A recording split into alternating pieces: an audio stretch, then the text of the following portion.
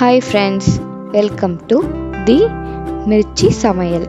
இன்றைக்கி நம்மளுடைய சமையலில் என்ன பார்க்க போகிறோம் அப்படின்னு பார்த்தீங்கன்னா, எல்லாருக்குமே ரொம்ப பிடிச்ச உருளைக்கிழங்கு வறுவல் அதான் பார்க்க போகிறோம்.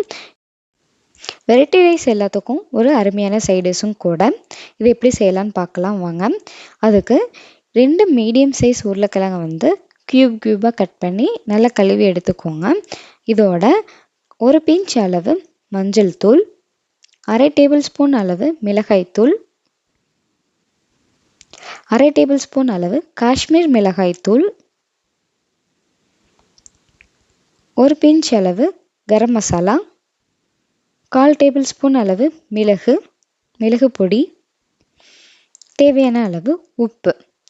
இப்போ இந்த மசாலாக்கெல்லாம் எல்லாத்தையும் உருளைக்கிழங்கோட நல்லா கலந்து விட்டுருங்க.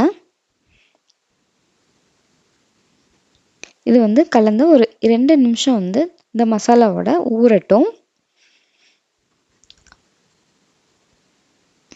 அப்புறம் இப்போ வானொலியில் ஒரு 2 டேபிள் ஸ்பூன் அளவு எண்ணெய் சேர்த்துக்கோங்க.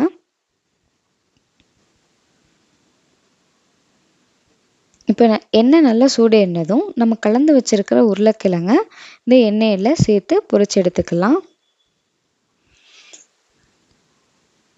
இந்த மசாலாவோட சேர்த்து நல்லா வறுபட்டு வரணும். இது லோ ஃப்ளேம்லேயே வச்சு பண்ணுங்க. ஹை ஃப்ளேமில் வச்சு பண்ணிங்கன்னா உருளைக்கிழங்கு வேகமாக கருகிடும், வேகாது. இதோட 2 பல் பூண்டை தட்டி சேர்த்துக்கோங்க.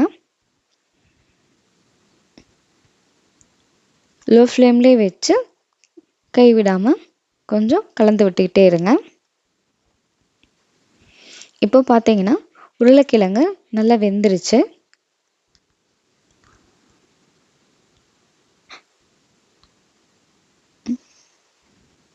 இப்போது உருளைக்கிழங்கு எடுத்து நீங்கள் நசிச்சு பார்த்தீங்கனாலே தெரியும், நல்லா வெந்திருக்கும் உருளைக்கிழங்கு.